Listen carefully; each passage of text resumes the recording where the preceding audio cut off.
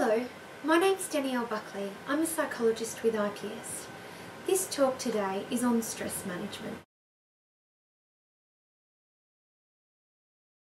Whether it be job insecurity, whether it be relationships at work, relationships at home, friends, family, finances, whatever it is, there are a number of things that we can do to help you manage your stress. The first lot of techniques we're going to look at are cognitive techniques. These are different things that we can do to help us change the way we're thinking and help us reduce the stress we're experiencing.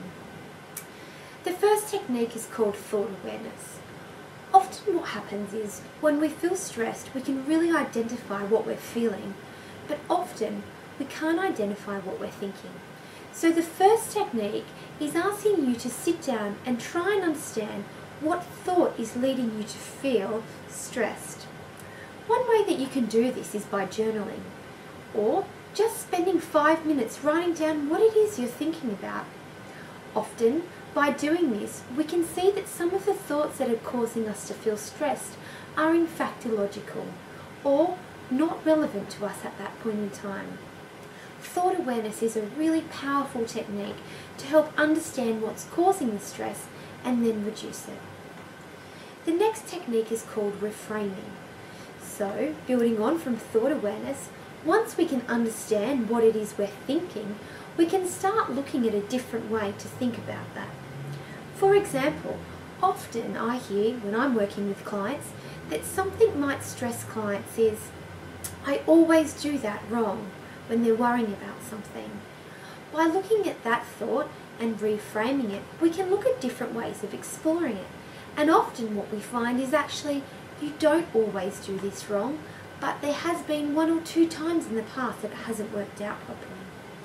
Reframing is a technique that helps you look at a situation through many different lenses to see that there's a number of different ways to approach the same thought. The third situation is counter uncertainty. So often when we're stressed or worried about something, there's often a lot of uncertainties. So what if this happens? What if that happens? One way we can start to reduce our stress levels is to understand what we're thinking about, what we think is uncertain, and then finding out the responses and finding out the answers to those questions. A lot of stress does come from unknowns, but by alleviating all the unknowns in any situation, we can work towards reducing some of our stress. The fourth cognitive tip that we can use to reduce our stress is to predict and plan for stress. So, often people get stressed travelling in peak hour, or they get stressed that they're not going to get to a meeting on time. Plan for that. Predict that that's going to happen and come up with a way that you can change the situation to change the result that you're experiencing. Whether that be making sure you always leave half an hour earlier, having contingency plans, so not only having plan A, but having plan B and C as well. Writing down on a piece of paper what typically gets you stressed, and if that situation arises, what you're going to do about it. The last cognitive tip we're going to explore is imagery or rehearsal. So for a lot of people that get stressed, for example with a work situation, one technique that I've found really useful is to get people to stop, be still, and imagine themselves performing that task. Whether that be presenting in front of an audience, whether that be having a conversation with someone at work. By stopping and slowing down and imagining the situation that's causing you stress, the literature tells us we're more likely to decrease our stress and increase our performance if we do this.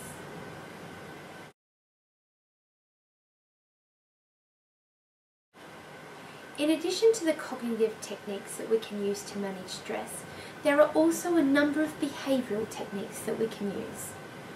The first of which is about restoring your balance and your energy. When we get stressed, we use up vital resources, vital minerals, and we start losing the capacity to cope. In stressful situations, it's imperative that we start eating healthy, that we drink plenty of water, that we eat good foods high in protein, low in fat, These foods give us the healthy vitamins and minerals we need to keep going and deal with the stressful situations that we're in. The second behavioural technique is about muscle relaxation and calming. Using muscle relaxation is one of the most important techniques in reducing stress. There's a whole spectrum of relaxation that you can do, whether it be the 10 minutes in the morning that you sit on a bus and you slowly meditate to yourself, or whether that be a set relaxation that you do in the evening. Progressive muscle relaxation is one of these techniques, and this involves lying down and slowly clenching parts of your body and releasing the muscle to release the tension. Do this beginning with your toes and your feet all the way up to your head, and you'll find that this sort of relaxation is fantastic for reducing stress. In addition to the relaxation and meditation, there's also a number of breathing techniques. So whether it's just sitting down quietly and taking slow, deep breaths, or following a meditation or relaxation tape or program. The literature tells us that relaxation and meditation are essential ingredients in helping people reduce their stress. The next technique is about restoring your physical energy and your physical stress levels. One fantastic way to reduce stress is to get out there and to be active. Often when we are stressed, the healthy eating, the relaxation and the exercise are the first things to go. So making sure you have regular exercise, whether that be a half-hour walk at night or going to the gym. Each time you participate in some regular physical activity, you're allowing your body to release some of the tension and the stress, and in turn decrease stress and improve your well-being. In today's talk, we've looked at what is stress. We've looked at the various stages of stress, all the way from no stress to optimal stress to de-stress. We've then explored a number of cognitive and behavioural techniques that you can use to decrease your stress levels.